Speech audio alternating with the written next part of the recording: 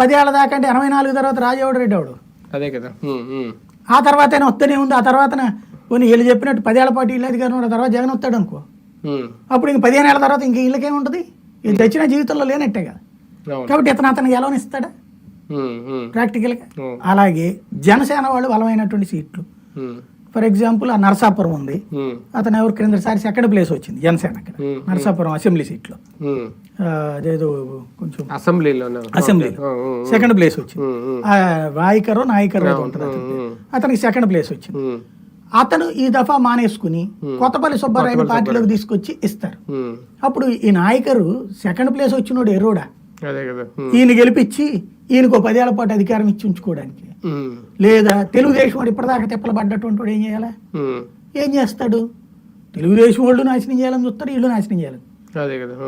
ఇది వీళ్ళు అన్నట్టు ఇదివరకే డిసెంబర్కే గనక ఈ పొత్తులదంతా క్లోజ్ అయిపోయి ఈ వీళ్ళు చెప్పిన దాని పేరేంటి ఆత్మీయ సమావేశాల్లో ఆత్మీయత అందుకుంటే బానే ఉండే.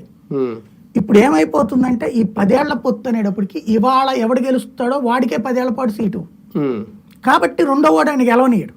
అదొక ఆస్పెక్ట్.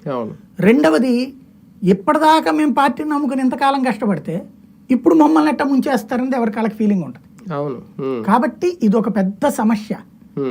ఓట్లు ట్రాన్స్ఫర్ అనేది ఇప్పటికైనా తెగించేసి తేల్చేసుకుని ఇప్పటికైనా ప్రయత్నిస్తే ఒక 50% యువతలకు తెచ్చుకోవచ్చు.